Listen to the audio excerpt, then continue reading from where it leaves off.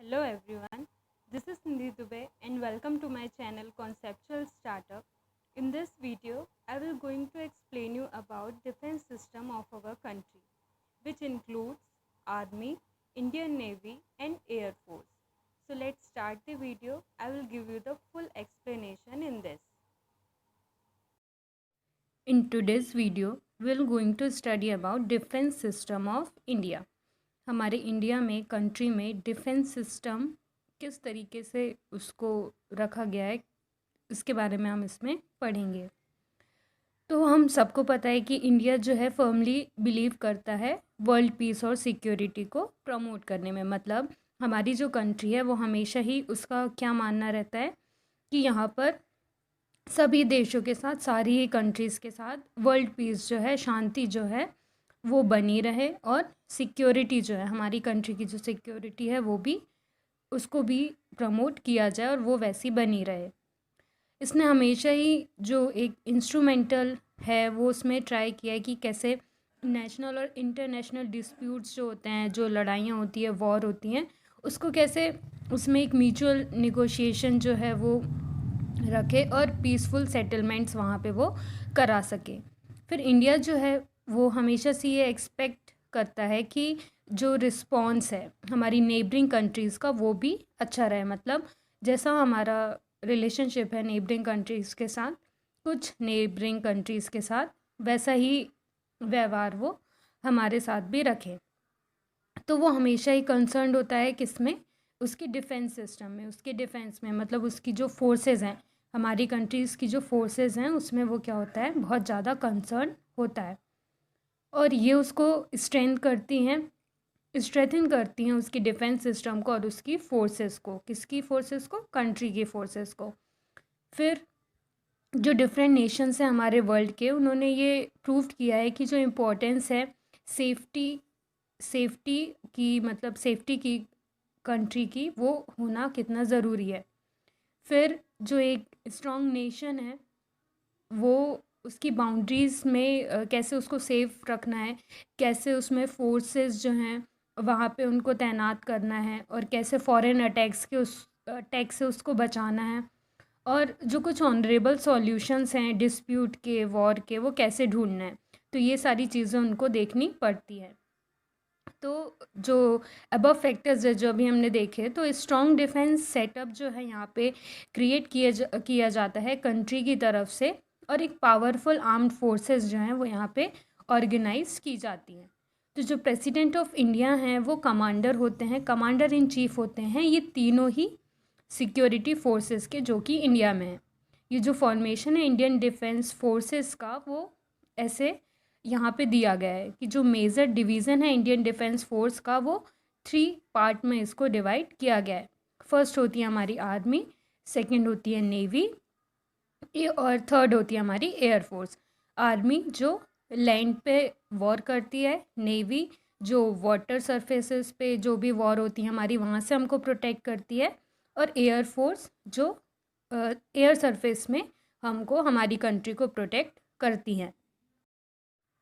तो last video में हमने बात करी थी एक ओवरव्यू की, इंट्रोडक्शन की, जो डिफेंस सिस्टम है इंडिया का, कंट्री हमारी इंडिया का, वो कैसे होता है। फर्स्ट अब हम इसमें बात करेंगे आर्मी की। तो इंडियन आर्मी जो है वो एक वन ऑफ द पावरफुल और लीडिंग आर्मीज़ है पूरे ही वर्ल्ड में। इंडिया जो है उसको बहुत ही ज़्यादा प्राउड है कि उसके पास इतनी वेल ऑर्गेनाइज्ड, एडॉन, डिसिप्लिन और डिवोटेड आर्मी है। हेडक्वार्टर्स जो हैं आर्मी के वो कहाँ पर हैं? न्यू दिल्ली में है। और chief of the army staff जो हैं उनको बोला जाता है क्या? रैंक ऑफ जनरल जो होते हैं वो, उनको क्या बोला जाता है? आर्मी स्टाफ बोला जाता है, चीफ ऑफ आर्मी स्टाफ। वो वहाँ के हेड भी होते हैं। और आर्मी में बहुत सारी सेवरल ब्रांचेस होती है, जैसे कि इन्फेंट्री, कैवलरी, आर्टिलरी, अम्यूनिशन। ठीक है, इन्फेंट्री, कैवलरी मतलब जो सरफेस पे जो पैदल जाके लड़ाई करते हैं, वॉर करते हैं, फिर जो घोड़े पे जाके वॉर करते हैं, ठीक है, टैंक्स के साथ जो जाके वॉर करते हैं तो उन्हें कैवलरी बोला जाता है। फिर आर्टिलरी जो गन्स के साथ जो है वॉर में पार्टिसिपेट करते हैं। तो ऐसे वहाँ पे उनके पास ये सब सेनाएं होती हैं।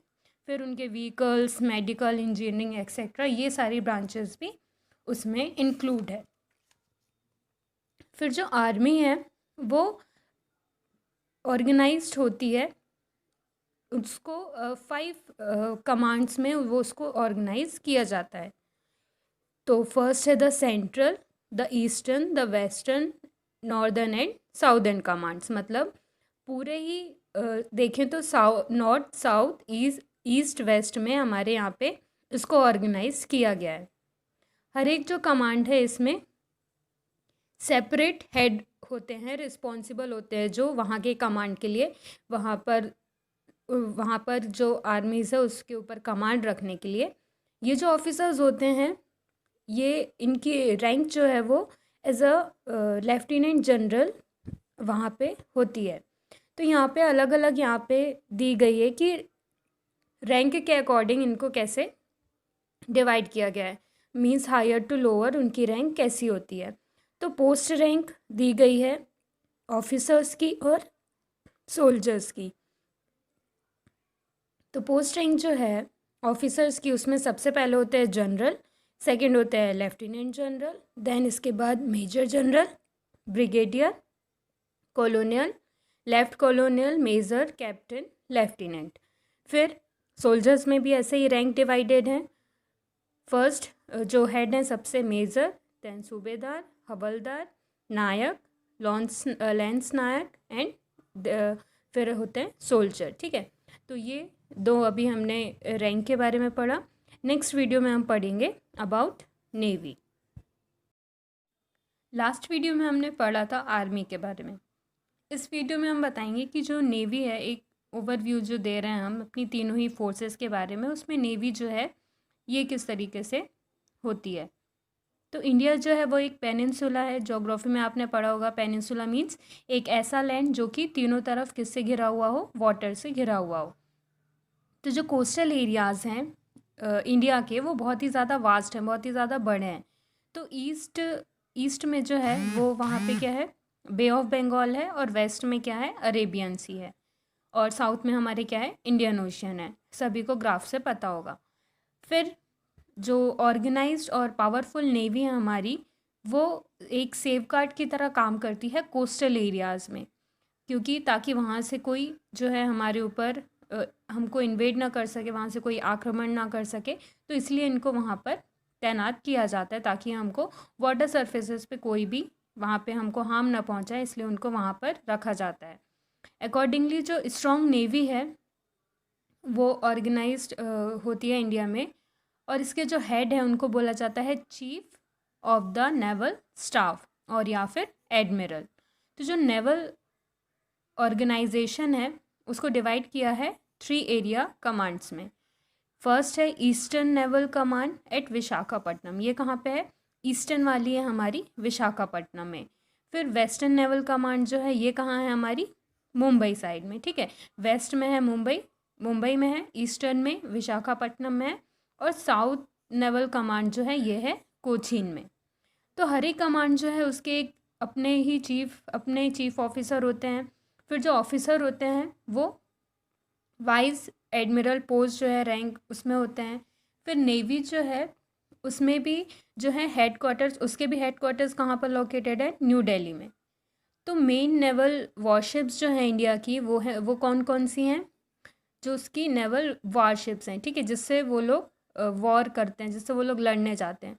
तो ये जो शिप्स हैं इसकी जहाज जिसको हम बोलते हैं, INS नीलगिरी, हिमगिरी, देवगिरी, तारागिरी, विंध्यागिरी, देशपोट, INS गोदावरी, ये सारी क्या हैं, उसकी वॉर शिप्स हैं।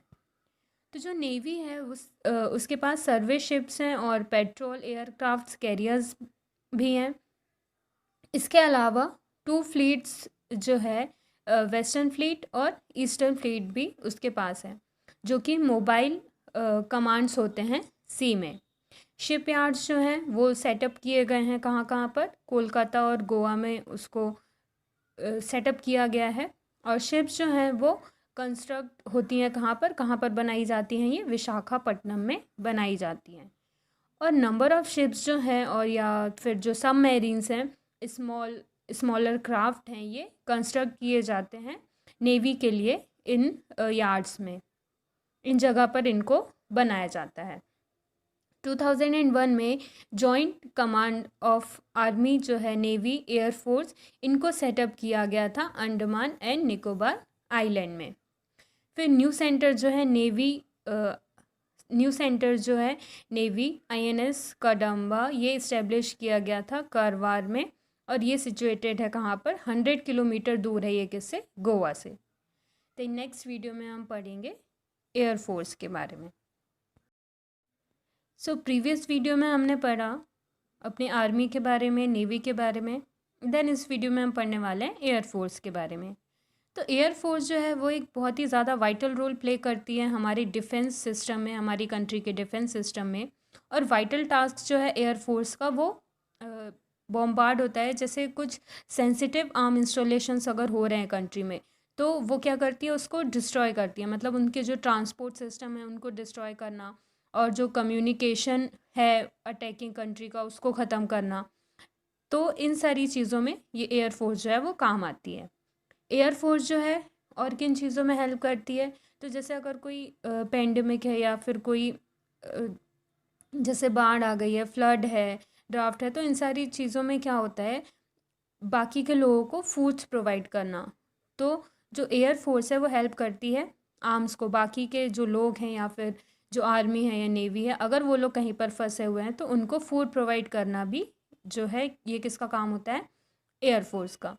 तो एयरफोर्स जो है वो बॉर्डर्स में नज़र रखती है, जो हमारी कंट्री की स्काई में बॉर्डर्स है, ठीक है। जैसे लैंड में बॉर्डर्स होती हैं वैसे ही स्काई में भी बॉर्डर्स होती हैं। तो इंडियन एयरफोर्स जो है उसके पास मोर देन 1000 एयरक्राफ्ट्स हैं, और हेलीकॉप्टर्स भी हैं, और कुछ मेन टाइप्स के हैं, जैसे कैनबरा, हंटर, अजीत, किरण, MiG-21, MiG-23, MiG-25, जैगौर, मिराज 2000। तो ये सारे कुछ क्या हैं, उसके पास एयरक्राफ्ट्स हैं, और बहुत अच्छे जो कि वॉर में हेल्प करते हैं। हेडक्वार्टर्स जो हैं इंडियन एयर फोर्स के, वो भी कहाँ पर हैं, न्यू दिल्ली में। तो अभी तक हमने क्या देखा कि हमारी तीनों ही जो फोर्स हैं उसके जो हेडक्वार्टर्स हैं वो कहाँ पर हैं, न्यू दिल्ली में ही हैं। और इन तीनों फोर्सेस के चीफ कौन होते हैं, प्राइम मिनिस्टर होते हैं, ये हम पहले पढ़ चुके हैं। तो इसके पास 6 चीफ कमांड्स होते हैं, और जो कि मेंटेनेंस जो है, मेंटेनेंस कमांड जो है उसका, वो कहाँ पर है, नागपुर में है, जो कि महाराष्ट्र में है। 6 चीफ कमांड्स जो हैं वो कहाँ कहाँ पर हैं, ईस्टर्न एयर कमांड, ठीक है, जो कि शिलोंग मेघालय में है। वेस्टर्न एयर कमांड जो कि सुब्रोतो पार्क न्यू दिल्ली में है।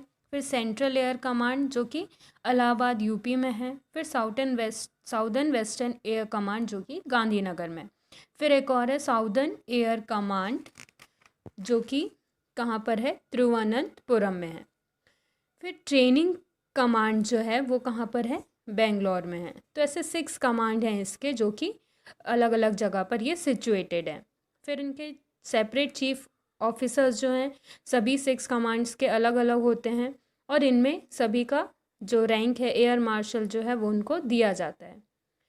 तो ये ड्यूटी बनती है नेशन की कि इनकी ड्यूटी बनती है कि ये नेशन के जो सिटीजन्स हैं उनको प्रोटेक्ट करके रखें, फॉरेन इन्वेजन ना हो, बाहर से कोई आक्रमण ना हो। और ये ड्यूटी है सिटीजन्स की भी कि वो अपने बीच की यूनिटी और इंटीग्रिटी को कंट्री में बचा करके रखें, ताकि ये जो फोर्सेस हैं ये ऑर्गेनाइज की जाती हैं हमारी फ्रीडम और सुप्रीमेसी को बचा कर रखने के लिए, ताकि उनको कोई नुकसान ना पहुंचा पाए। इसलिए ये फंक्शन करती हैं एज अ इंडियन फोर्स। और जो कि इंडिया बहुत ही वास्ट कंट्री है, तो इसकी जो बॉर्डर है ये टच करती है Pakistan, China, Nepal, Bangladesh, Myanmar etcetera, ठीक है। ये जो कुछ कंट्रीज़ हैं इनकी बॉर्डर को वो टच करती है। तो जो नंबर है इंडियन फोर्स का वो लार्जेस्ट है, चाइना, रशिया, साउथ कोरिया के बाद। तो ये था कुछ इनके इसके बारे में कि हमारी जो एयर फोर्स है वो कितने टाइप्स की होती हैं और कैसे वो वर्क करती हैं। Thanks for watching the video. I hope you like it, and if you like, please like, subscribe to my channel.